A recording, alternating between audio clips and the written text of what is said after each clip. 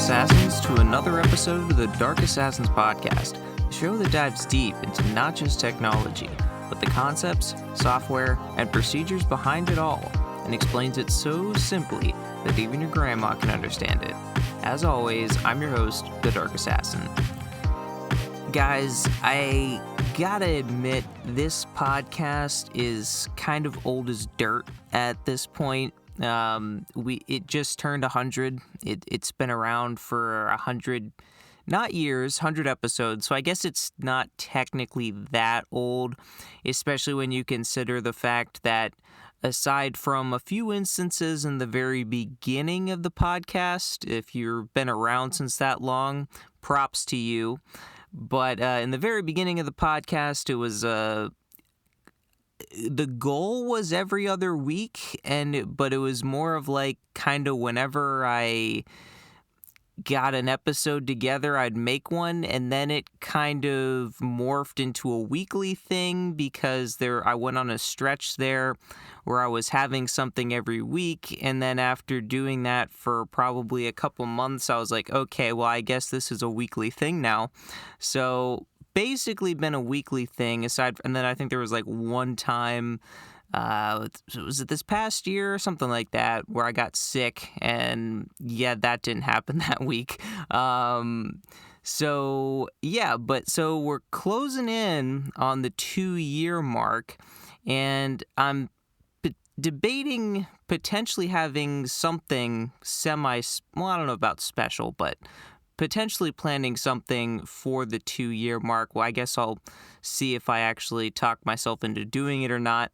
But yeah, we hit 100 episodes. This is the 100th episode. So whether you joined on episode 1 or this is your first one, glad to have you here at the Dark Assassins podcast. So without any further ado, let's get into this week's trivia question. America Online, or AOL, was a titan in the 90s and early 2000s.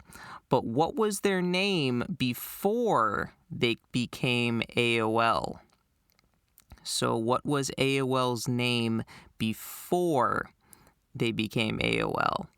And that is your trivia question for the week. And last week for the cybersecurity tip, we talked about banking and checking your accounts. Well, this week we have something similar. So with that, let's get into this week's cybersecurity tip.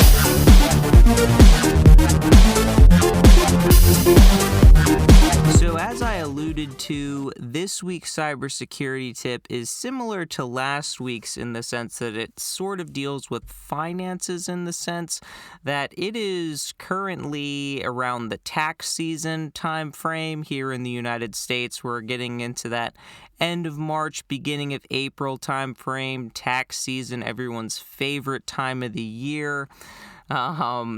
But the reason why this is being brought up for the cybersecurity tip is if you've ever filed your taxes, you are assuredly well aware of the fact that there is a lot of very potentially damaging information in there. And I don't mean like you're doing anything illegal, but, all this stuff with your banking information, driver's license number, potentially, where you work, where you live, your social security number, any potential investment account information. There's a lot of stuff that's associated with doing your taxes that cyber criminals would absolutely love to get their hands on.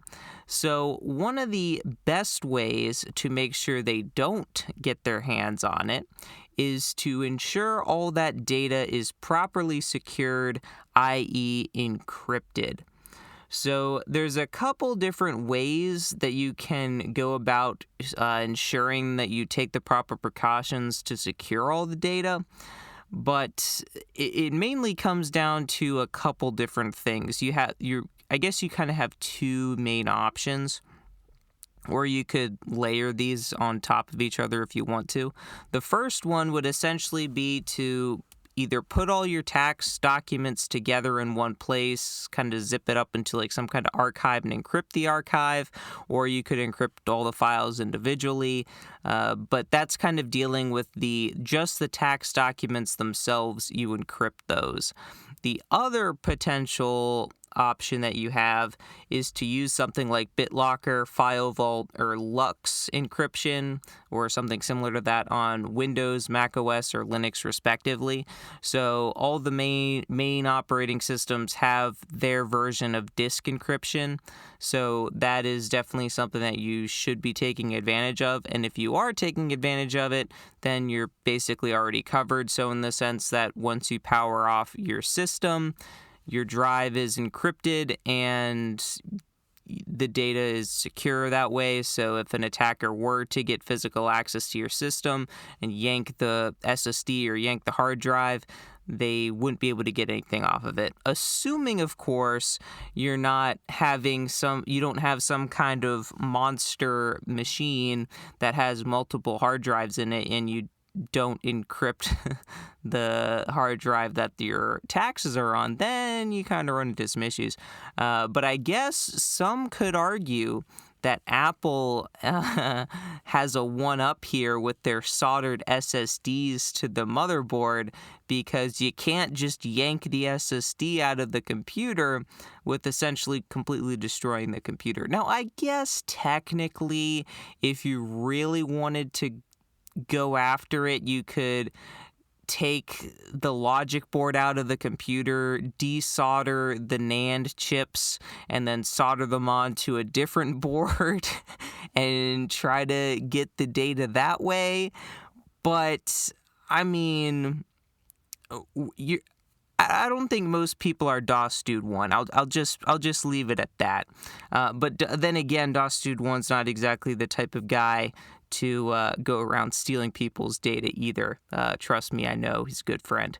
But yeah, so, and even if you were able to do that, say on a Mac, like, you'd have to, I don't know, but you could argue that it's a deterrent for something like that an attacker couldn't just, unscrew the back cover of your laptop and pull the SSD out, or, undo the side panel of your desktop and yank the SSD or hard drive or whatever.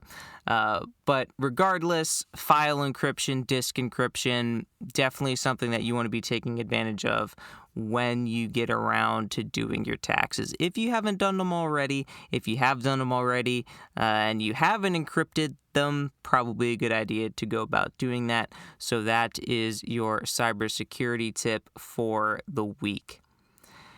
And we got a couple of bigger-ish topics that I want to get into today. So let's just roll right on into what nerdy stuff have I been up to this week. So for the Scrum portion, I quite honestly didn't make a lot of video game updates, and that is in large part because of the thing we will get to next, which occupied basically the majority of my free time this week. I did a little bit of video game programming this past weekend, and then since then it was just basically straight future to talk about topic, which we will get into. So as far as the video game updates, the summary screen at this point is, I think, basically done. I got the ability to swap moves around in the moveset working in the GUI, so that was pretty great. And then I did run into a rather interesting bug in the process by accident. In the specifically in the save screen, which I thought was done, but of course it's not. There was a rather game-breaking bug, if you will, in the sense that the game or program would literally crash and crash pretty hard. So what this bug was for some reason, I wasn't properly accounting for if the screen was done being viewed, and I would then exit the screen, call the destructor of the class, but the problem is that the save screen spins off a thread to handle the saving aspect, and if that thread doesn't join, it causes problems. So if you destruct the class that the thread was a part of, it can never join, and it real messy. So I had to fix that, but in the process of fixing that, I did end up adding a new dialogue interaction flag. So how I currently have my dialogue system set up is you can basically add whatever text you want, and then in like dialogue interaction specifically, there are specific like flags, I guess you'll call them. It's basically just like substrings that you add to the string itself to denote the fact that it's a dialogue interaction. So I added another flag in there to essentially denote what the default option is. So one of the issues I was also noticing was, for instance, when you're trying to save the game, if there's a game that already exists and it's not yours, and it's, basically prompting you, are you sure you want to overwrite and delete this other person's save file? The default option is supposed to be no, which is the top option, and the bottom option is yes. So basically, to ensure if you're just spamming A to like click through, you don't overwrite the other person's save file. The problem is if you hit like B to cancel, then it defaults to yes and saves over anyway. And there was at least, I think, one other instance where that also occurred. So in order to fix that, I added this default flag option, because before what I was doing was I was just defaulting to whatever the last option in the dialogue is, since usually that's the cancel or no or like get out, back out type option. But it's not always. So I added this flag to essentially specify which one the default is. And of course, if you don't specify it, it just, defaults to that, whatever the last option is. So that was definitely an update that I think I'll definitely make use of in the future. And not a whole lot of updates, but that I will say trying to inevitably figure out what was causing that bug in the save screen was quite aggravating, especially since how long it took. And the solution literally just ended up being a single if statement, so a singular line of code. And that singular line of code took me probably at least an hour and a half, I would say, to realize that that's all I needed. So that was a little embarrassing, but all in good learning, I guess.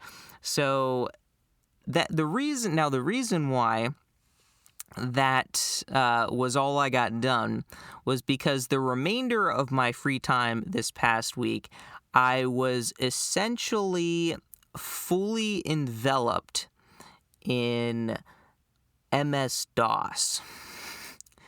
Yeah, the operating system from the 80s and 90s, that MS-DOS.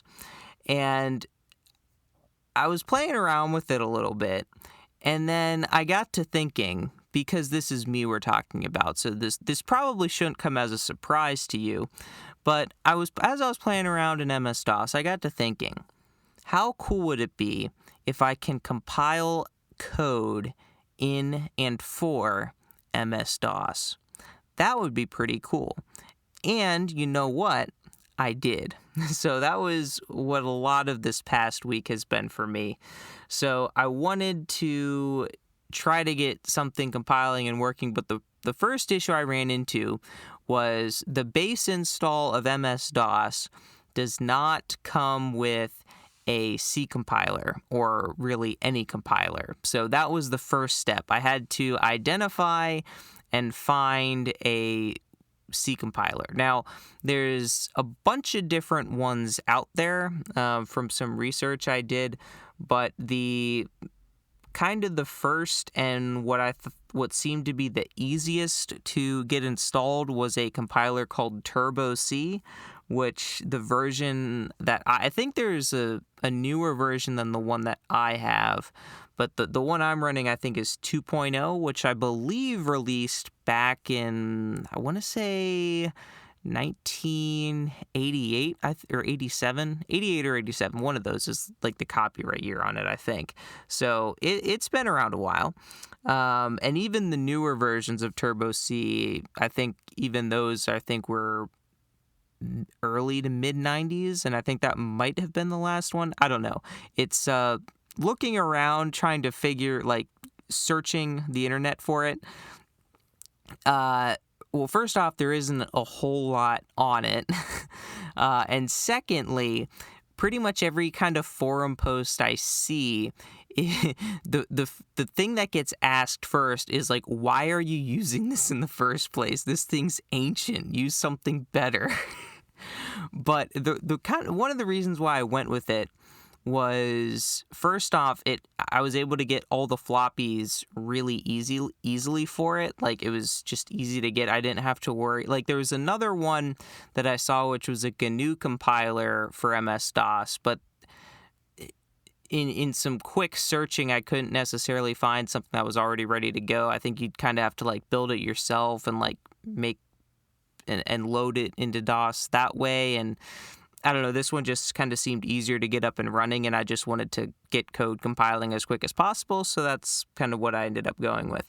And the other thing that I didn't realize about it, but it's also kind of nice, is it comes with its own built-in IDE, or integrated development environment, which I'll get into the IDE a little bit later, since it does have some pretty nice features, even though it's old from the 80s.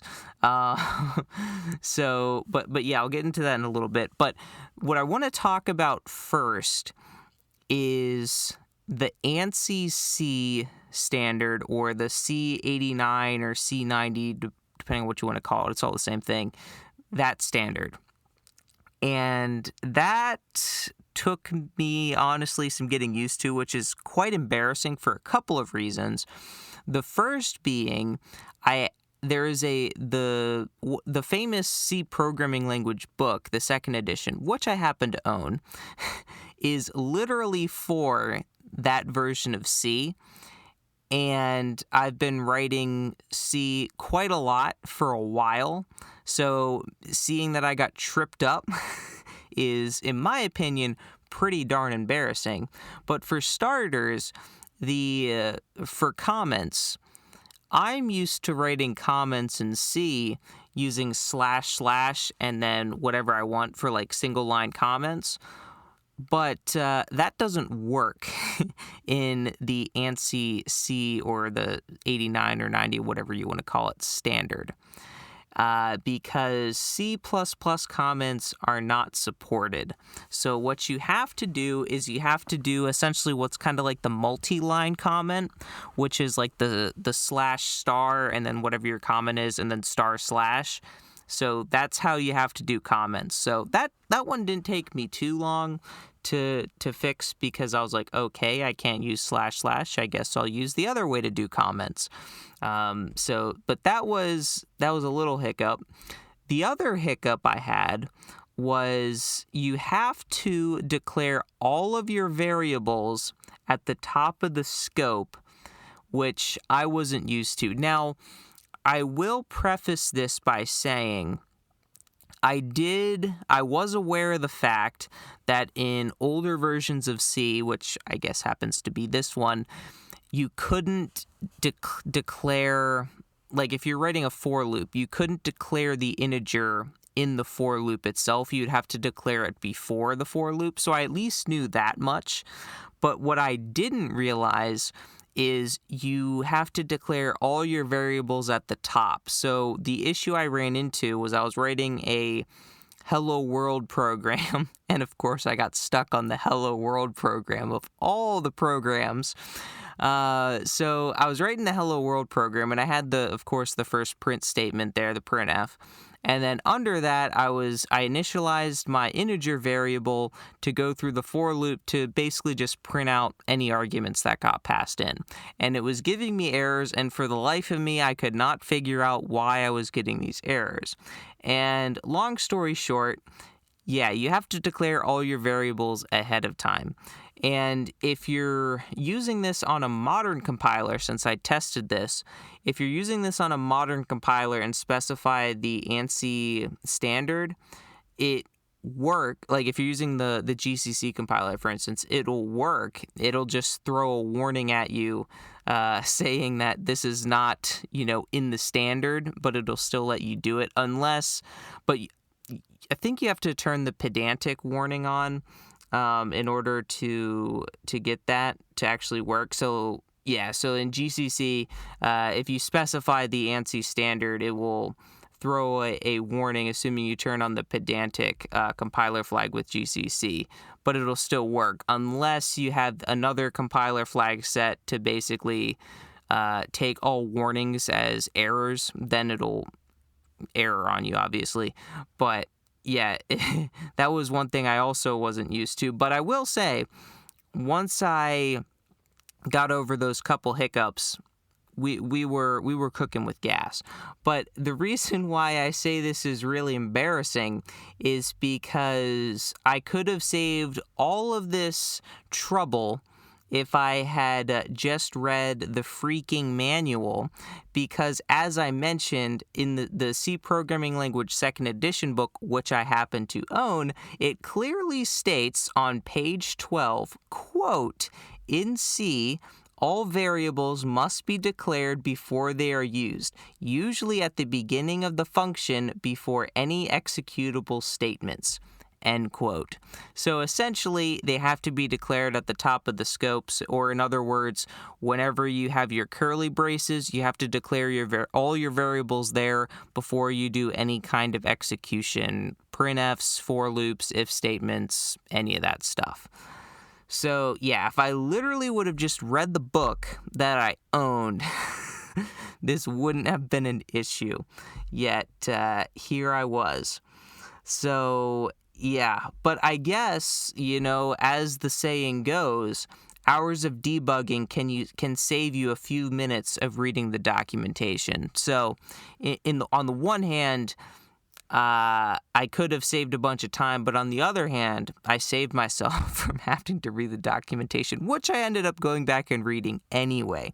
So I guess you could make the argument that it was pretty much just a net loss for me.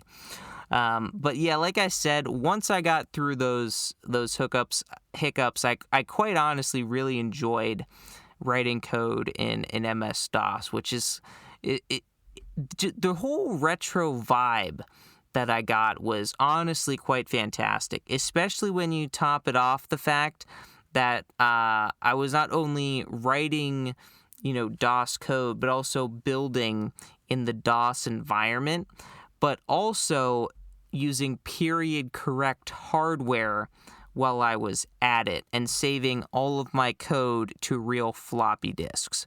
So I think at this point, I should probably take a step back and clarify some things here, because that's the second time that I mentioned floppy disk, and I'm going to be referring to it again throughout the episode. So for all the younglings out there, when I say floppy or floppy disk, what I really mean is the physical version of the save icon from Microsoft Word. So you know how like up in the corner there's the save icon? Yeah, that's a floppy disk. So imagine that, but like a real life physical object that you can insert into a drive and it'll read and write data. Yeah. So I was using physical ones of those. So real period correct old school stuff. And I even got fancy with my MS-DOS development and even made make files and got the Turbo C IDE that I mentioned earlier set up to build my projects. But before I get into some of the cooler features of the the IDE. For whatever reason, I was never able to get the binary that the IDE built to be smaller than just using the makefile, which I'm not exactly sure why. Like, I tried playing around with the compiler settings in the IDE and tweaking with the various optimization settings, like turning off some of the notable things that I knew would add bloat to it, like turning off debug information. But for whatever reason, I could never get the binary to be smaller than just using the makefile for whatever reason. And I never quite figured that out. But at the same time, though, using the IDE just in general made the development process a heck of a lot easier, because it was a lot faster because within the IDE, within some keystrokes, hotkeys, you can compile and run your code without ever having to leave the IDE, which is super nice because it beats opening the editor, making your change, saving it, quitting, compiling, running, testing, reopening the editor, and repeating that. Whereas if you're just using the IDE, you can just, make your change, compile it. If it doesn't work, you see the error message it spits out, make your change, compile it, it works. You can run it and see the output and, make your change and just do everything within the IDE, which is super nice. And the other kind of cool thing about the IDE too is it doesn't this could be bad, but at the same time, when you exit, if you don't save, it'll prompt if you want to save. So it's not like you're just going to nuke all your changes. But one thing that is nice, especially if you're working off of real floppies, is you can make the changes in the IDE and test and run things without physically saving the change to the disk. And while that might seem like a potentially bad thing, the one nice thing is it prevents you having to read and write from the disk all the time, so it can potentially speed things up, reduce the number of writes you have to make, which if you've ever dealt with any kind of I/O, as we'll kind of get into a little bit later, whenever you deal with disk, no matter if it's a floppy disk, a CD, hard drive, SSD, it's always going to be significantly slower than just doing it all in RAM or your random access memory, your system memory. So, and the other nice thing too is like I mentioned, when you do exit the IDE, if you haven't already saved the file, it'll prompt you like, hey, you haven't saved this, you sure you want to quit without saving? And it'll prompt you to make sure that you save it beforehand before you exit. So that is definitely nice. And just the fluidness of being able to just write and compile code all in one place, super duper handy. The only gripe I have, which is probably just my entitledness of programming in the modern age, is this version of the IDE does not have syntax highlighting or autocomplete, which is kind of a bummer, but I'm taking what I can get. It's got a lot of pros to it, so I can deal with it. And I do believe in future versions of the Turbo C IDE, it did come with syntax highlighting. I'm not sure if it came with autocomplete or not, but the other thing that I will touch on about the IDE, which is really cool, is it has all the built-in documentation. So you can hit a hotkey and bring up, essentially the documentation for the function you're trying to look at, or you can even pull up the documentation for all the various header files and then navigate through each of the header files and look at all the various functions, see what all they do.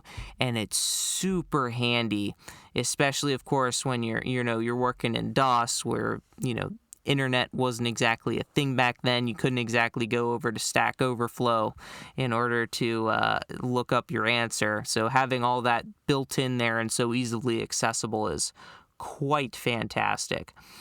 But so that was some of the development. Now, taking a step back from the development for a second, on the other hand, another thing that I did was I got AOL Desktop 2.5 installed in Windows 3.1, and let me tell you, it was quite glorious. I installed it from the floppy disk that I had for AOL Desktop 2.5. It was fantastic. Now, of course, it didn't really do anything because I was doing this in a virtual machine and I didn't exactly have a modem, and I'm pretty sure AOL dropped support for that variant of AOL Desktop. So it's not like I could really do anything, but just the act of getting it installed and, in air quotes, using it, kind of clicking around the UI and whatnot, was quite fantastic. So it was quite honestly a blast running MS-DOS. And the thing that was really cool, going back to DOS specifically, was I managed to get it running natively on my laptop from 2016 with the real floppies and writing C code, all natively on this laptop from 2016, which, to my surprise, it actually worked, because I quite honestly thought it was not going to work at all because of various driver and compatibility issues. But I guess because it's an Intel CPU and the assembly for this variant of DOS was Intel assembly, I guess it worked. So I was pretty impressed with that I could literally just plug in my floppy drive, insert the DOS disk, and it just booted into DOS. And then the next part is where I spent a lot of the time, which was trying to set up a coding DOS environment that is bootable with, all the dev tools and everything that I need, so like Turbo C and all that stuff, so I can pile code from a single USB. I did manage to get it working, but it took quite a while, a lot of trial and error, lots of failed attempts, and what I inevitably ended up settling on, which was, again, kind of sort of embarrassing, was the tool Rufus has... Apparently, I didn't even realize this until I did some looking online, is it apparently allows you to create an MS-DOS bootable USB, so you can boot directly into MS-DOS, which made my life a lot easier. And the only downside, I guess, about it is it doesn't come with all of the various utilities that DOS comes with. It pretty much just comes with the commands, and that's kind of about it.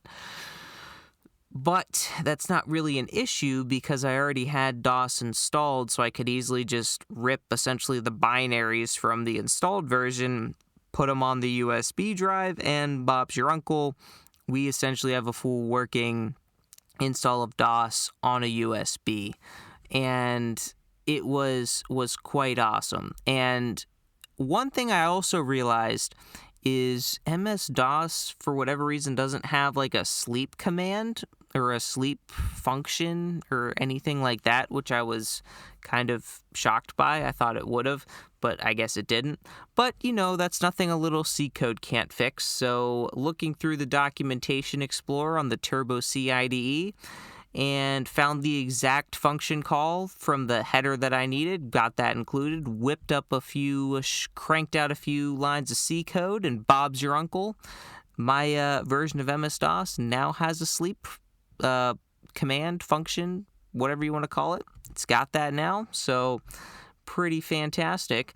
And now comes the question of, is any of this knowledge actually useful or practical? And probably not, because as I mentioned, this DOS has been around for a while. It's been dead for a long time, but I have heard of documented cases within the industry of people still using MS-DOS and Windows 3.1 today in 2024. I kid you not, there is a non-zero number of servers or computers or whatever in production that is still running MS-DOS and Windows 3.1. And I can think of a few logical responses that you might have to this. First off, why on earth would anyone be using such an ancient OS? Two, isn't that a walking security vulnerability asking to be exploited? And three, even for mission critical applications, doesn't that seem a bit extreme to be running that old of an operating system? So let's tackle those one by one. So for the first one, why would anyone be using such an ancient operating system? Well, first off, who needs more than 16 bits anyway? I mean, let's be real. Do you really need more than 16 bits? Besides, internet, totally overrated. And GUIs, or graphical user interfaces, who needs them? All you need is the command line. On a more serious note, you were actually able to get on the internet back in the MS-DOS and Windows 3.1 days, although it was quite primitive, and you kind of had to...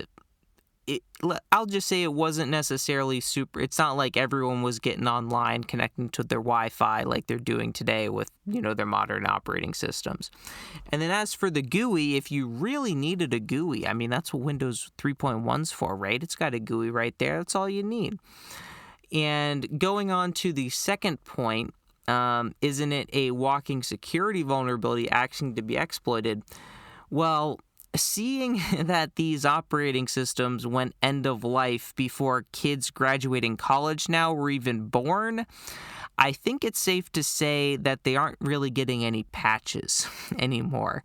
So unless those out there that are still running these operating systems are somehow writing their own patches, they're not exactly getting any of them. Now, I'm not entirely sure how they would be writing patches, especially for like system files where they wouldn't have the source code, unless they're getting really janky with it, or they're essentially rewriting the pieces of code that have vulnerabilities. They're like rewriting those system functions or whatever and rewriting those binaries, which at that point, it kind of turns into the ship of Theseus, where if you're rewriting and replacing all the binaries because you're obviously not getting software updates for them, at what point does it not become MS-DOS or Windows 3.1 anymore because you've replaced all the various components with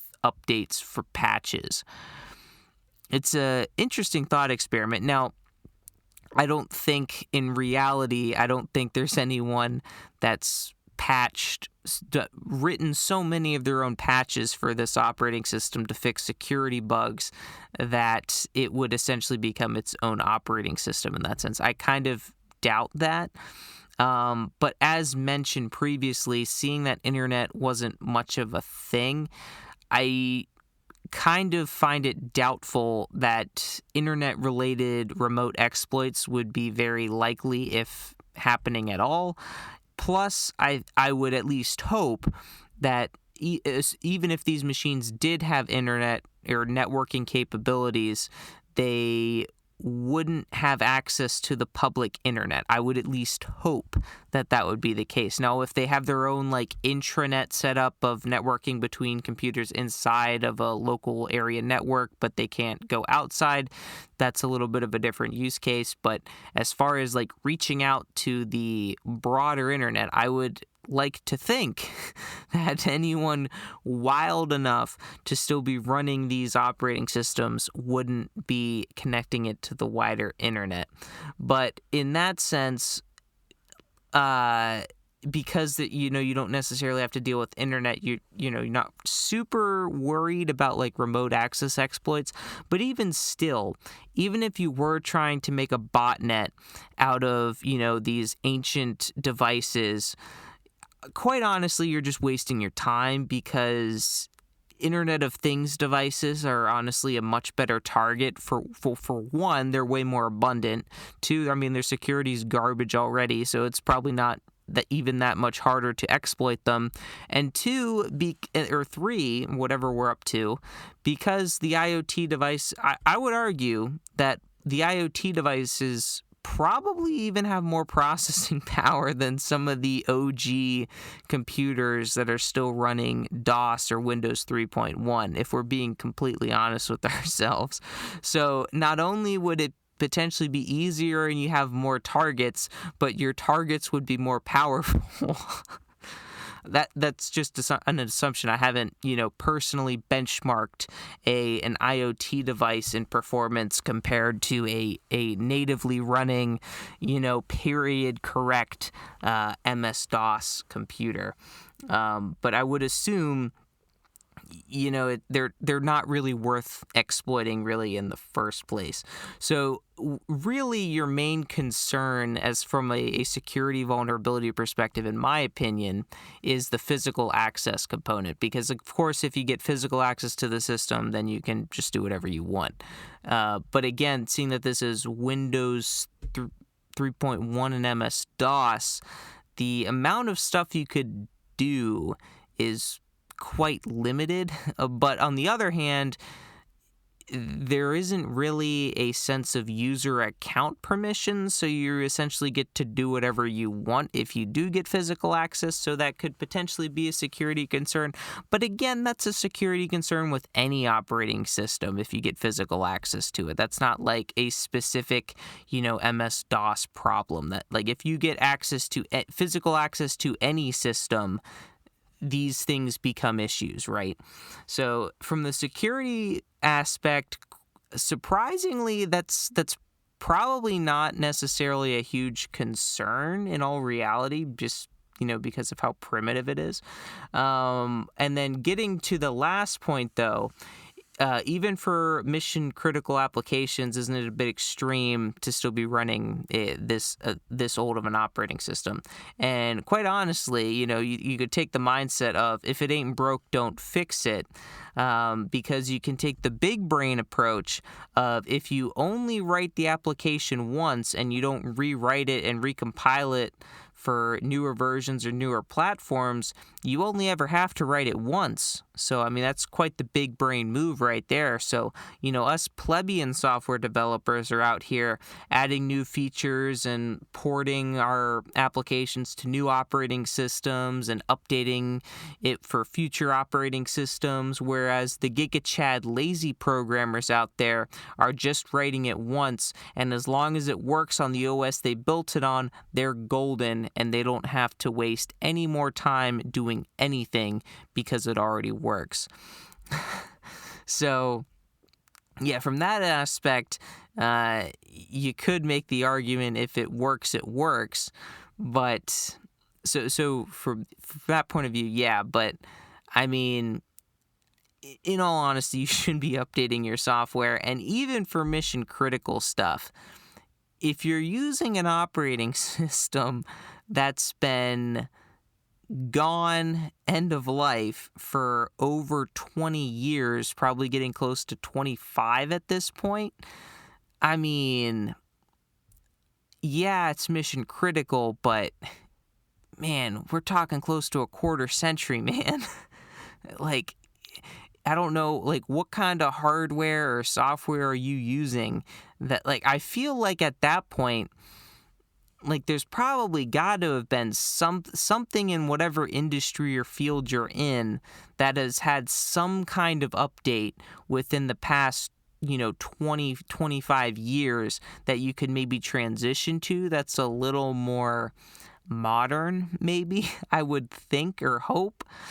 But yeah, anyway, but seeing that there is still a non-zero number of systems out there still being used in production, there is still technically a chance that my newfound knowledge of digging into DOS and writing code for it could potentially pay off, although I do find it quite slim and probably not going to happen if we're being realistic with ourselves.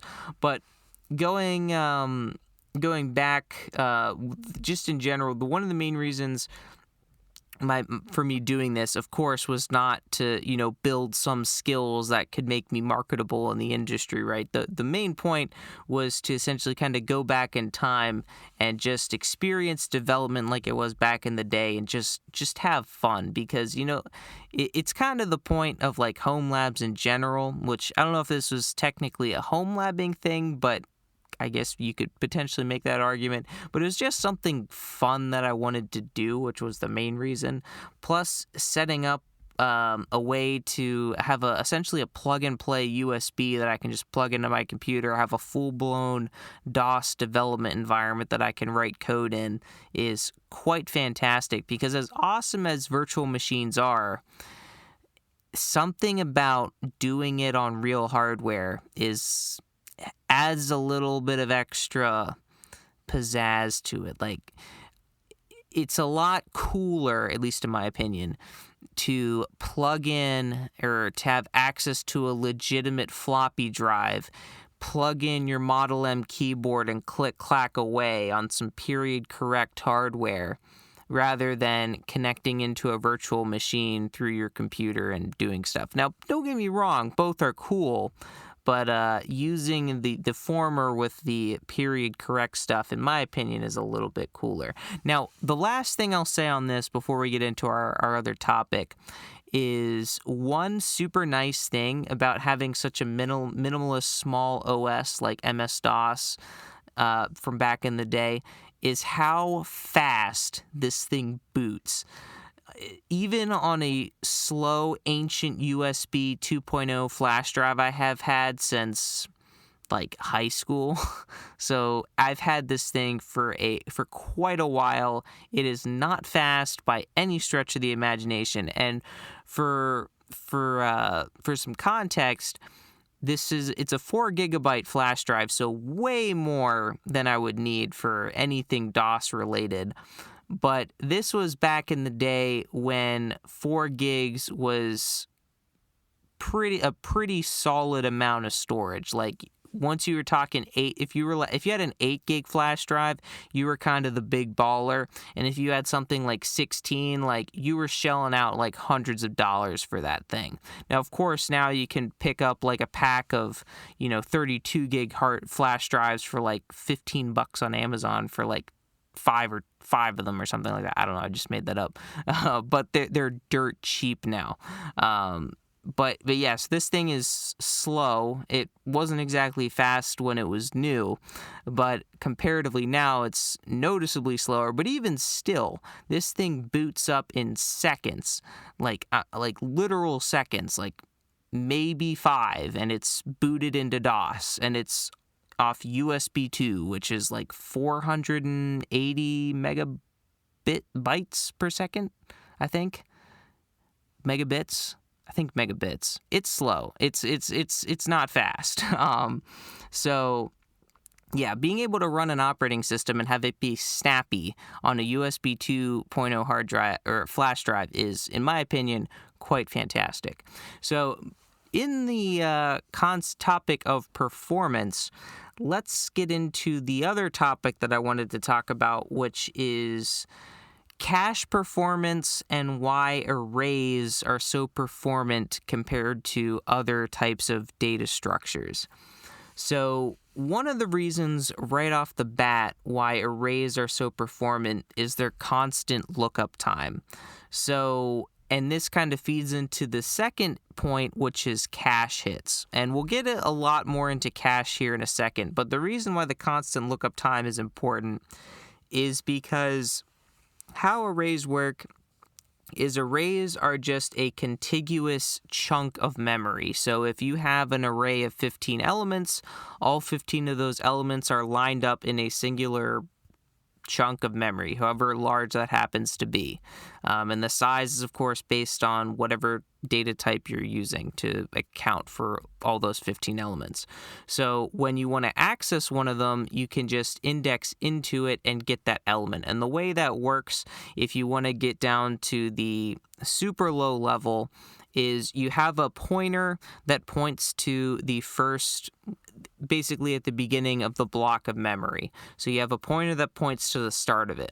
And because you know what data type you're dealing with, you know how big each object or each type is. So if you're dealing with ints on a, modern computer, you know that would be 4 bytes. So all you have to do is, if you want the third index, you just move 4 bytes 3 times, and there you go.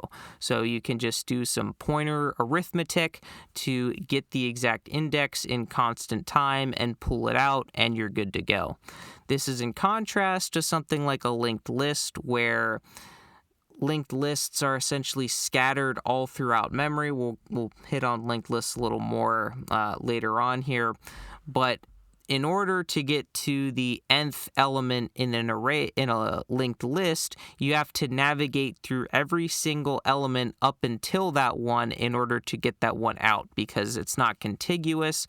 So you have to first get the first element in the linked list, and then that element points to the next one, so then you go to the next element, and then that points to the next one, you go to the next one, and so on until you get to the one you're trying to look for. So as far as lookups are concerned, it's not exactly the fastest, especially when you get into your cache hits, because with linked lists, because not all the memory is contiguous, it's not all lined up, you're going to have a lot of cache misses. And we're going to get into that here. So first off, let's talk about what a cache hit is. So first, we have to understand what cache is. So we're not talking about like money. We're talking about cache in terms of memory. So in addition to your system's RAM, your CPU has its own memory on its onboard. So every CPU has its own onboard memory that's separate from your system's RAM. So when your CPU needs to access memory, it first checks its cache layers. So typically on modern CPUs, you'll have 3 layers of cache. You have your L1 cache, which is your smallest but also your fastest cache. And then you have your L2 cache and your L3 cache. And then if it's not in any of those, then your CPU will check the RAM. And then if it's not in RAM, then it goes to your disk storage or your swap. So the TLDR here is each core has a primary or L1, and then secondary L2 or L3 cache. And L1 is the fastest but most limited. And then L2 is also allocated to that CPU core, but slightly slower. And then your CPU as a whole has a shared L3 cache for all of the cores. So if you have a quad-core system with 4 cores, each 4 of those cores will have their own L1 and L2 cache, and then there will be an L3 cache that's shared amongst all 4 of those cores. So that's kind of cache kind of at a higher level, if you will, kind of an overview of what cache is. So while L2 and L3 cache are significantly faster than your main system's RAM, you do accrue a performance hit if you have to go searching through those layers rather than if it was already in your L1 cache. Now, when we talk about a performance hit, though, I think we need to put this into some context, because when we're talking a performance hit, I'm not talking about, if it wasn't in your L1 cache, it's going to take an additional half a second in order to do that lookup in the L3 cache. No. When we're talking about a performance hit, we're talking on the scale of CPU clock cycles. And for even more context, modern CPUs have in the billions of clock cycles per second.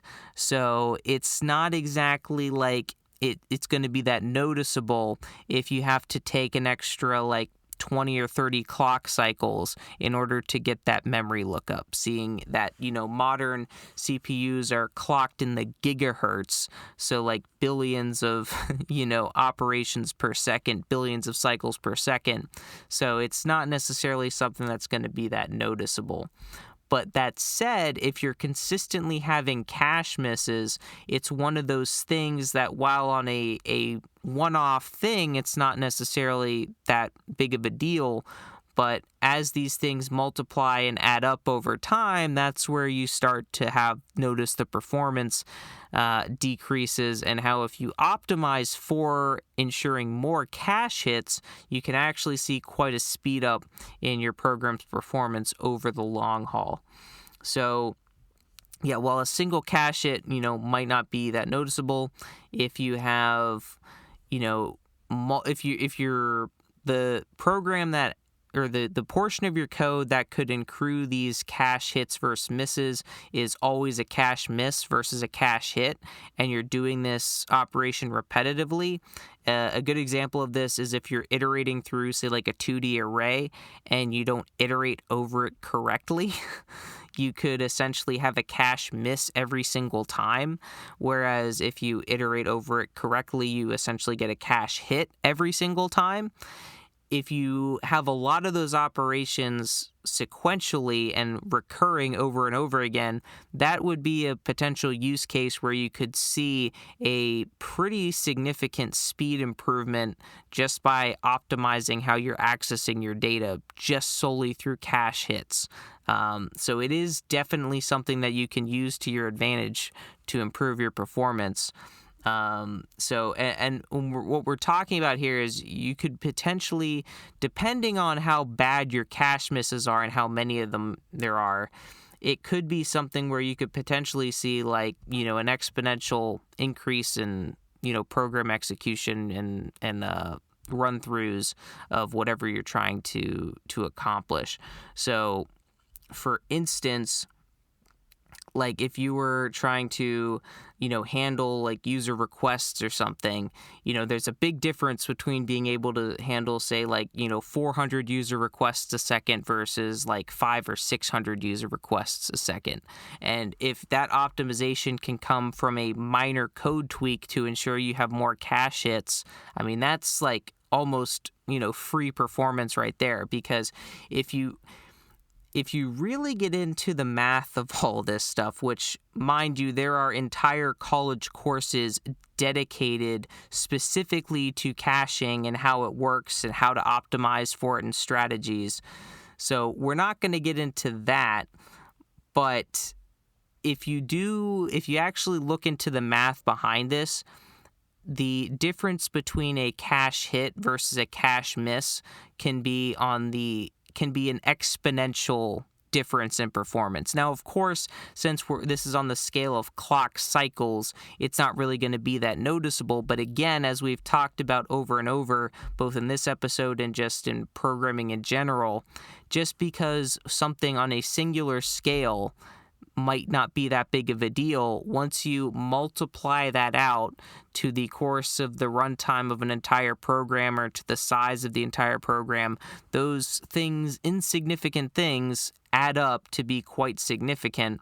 So if you have, for instance, say you take multiple cache miss penalties, and you could potentially, depending on how far down the memory stack you go, you could potentially see, increases, tenfold potentially if, you have to go all the way down to like disk, for instance, go to swap, or even whatever. So, I mean, if you look at the math, there's like even having to go to like an L3 cache or something, the difference could be a 2.5 times performance difference just by having a cache hit versus a cache miss.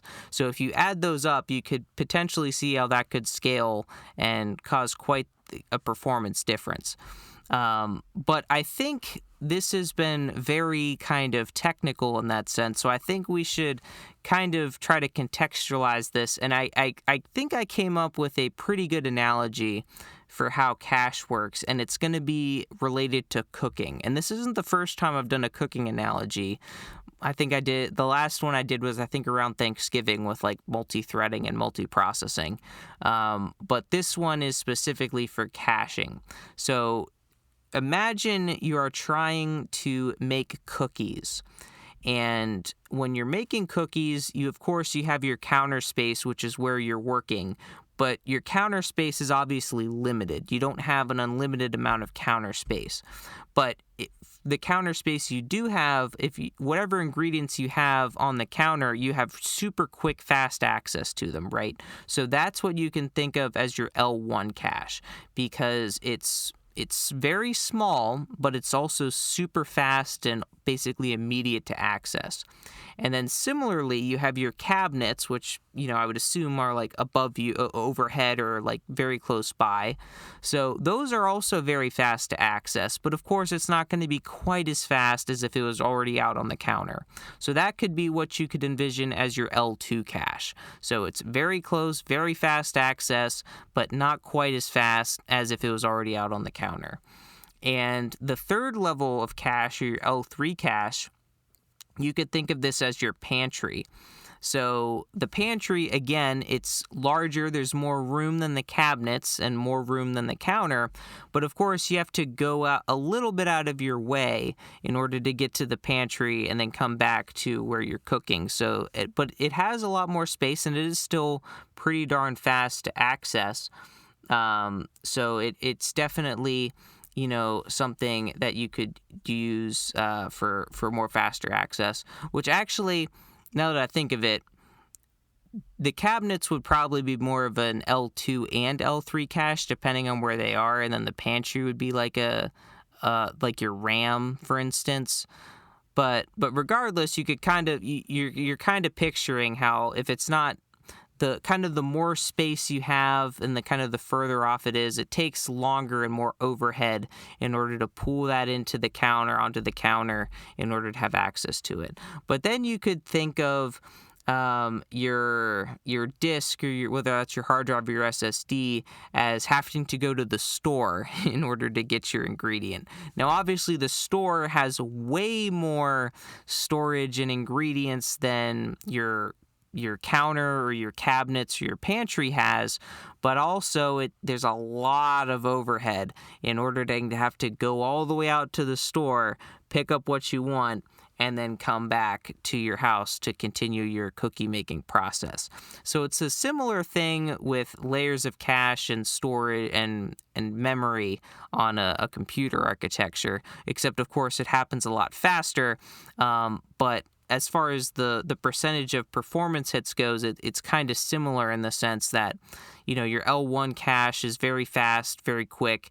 L2 cache is still fast, but not as fast, similar with L3. And then once you get out to like system memory, that's where you're kind of accruing some more overhead, but it's still fairly quick. And then if you have to go all the way out to disk, that's where you really hit the slowdowns. So this is why contiguous blocks of memory are so efficient, since there's a high likelihood that memory is already going to be pulled into cache. Because when you have to pull memory into cache, you're essentially pulling in chunks of memory.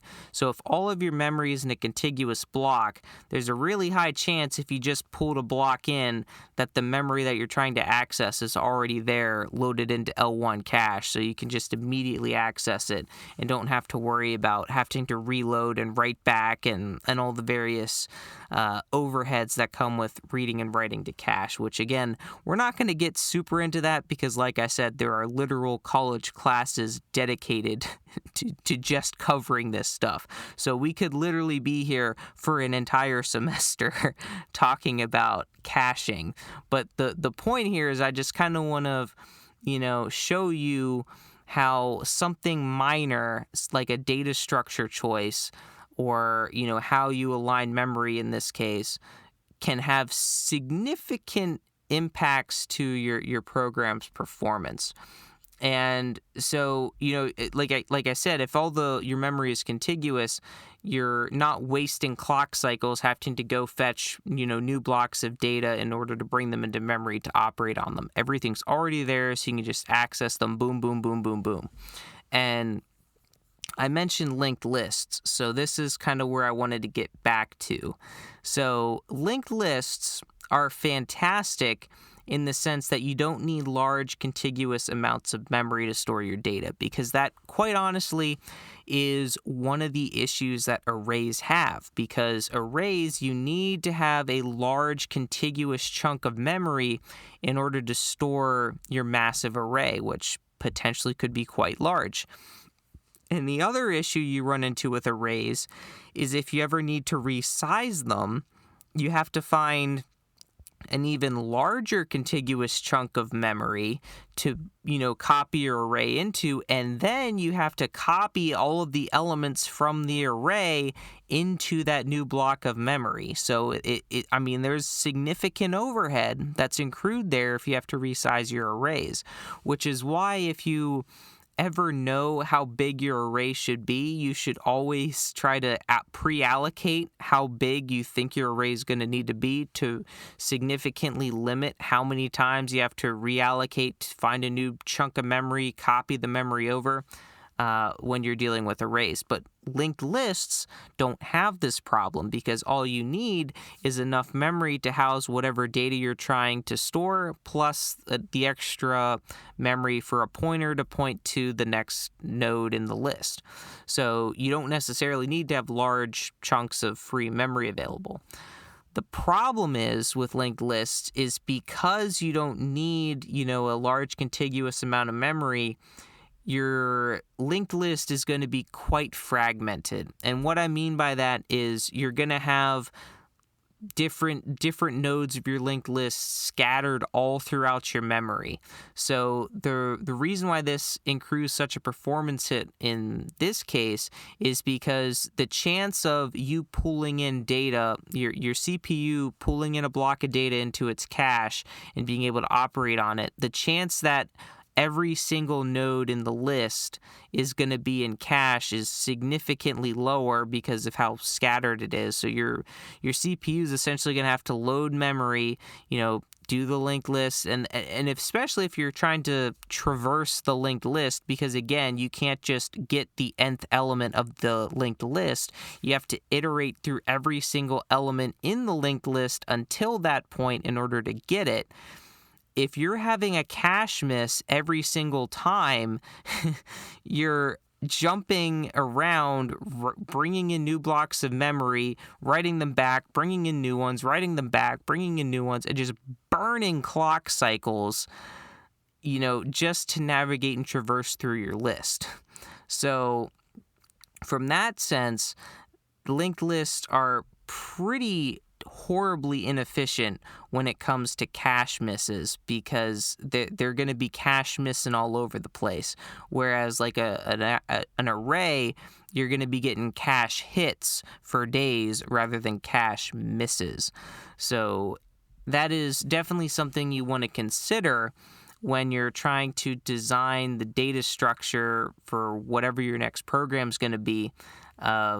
While it might not necessarily seem all that significant in the on the onset because of how fast CPUs are nowadays, if you're working with older systems or embedded systems, this is something that you would really have to take into consideration because generally those lower power systems, their CPUs aren't clocked as high, so they're not going to be as fast and powerful. So, these minor no big deal type things that you might think on a modern system, you'll really start to notice the performance differences, just by changing your data structure, for instance, and having more cache hits rather than cache misses. So this is another one of those things that you need to look at when you're trying to design your software's architecture in order to pick the best data structure for the job, but also ensure that it's going to be performant as well. So we covered a lot this episode. We kind of did quite a wild trip from the 80s and 90s programming into how to pull out even more performance from your system. Hopefully this whole cache talk wasn't too overwhelming. Like I said, there are literal college classes dedicated to this stuff, so hopefully it was condensed enough, and hopefully that cooking analogy kind of helped you. And if it did, definitely be sure to like and subscribe, of course, and share it around. And before we go, let's get back to our trivia question. So America Online, or AOL, was a titan in the 90s and early 2000s, but what was their name before they became AOL? If you said Quantum Link, You are correct. So congratulations if you got this week's trivia question correct. And of course, like I said, if you enjoyed the episode, be sure to give it a rating and review and share it around. Also, if you have any questions or topics or ideas for future episodes, I know we kind of touched on some pretty deep topics today. So if you have any questions, please feel free to shoot me an email at contact@darkassassinsinc.com. Or, of course, if you have any questions or topics for future episodes, you can also send me an email at contact@darkassassinsinc.com. There's a link for that down in the show notes. And that's going to do it for me in this episode of the Dark Assassins podcast. Until next time, my fellow assassins, remember, bull nothing equals true. If action not equal to null, return true. I'll see you next time on the Dark Assassins podcast.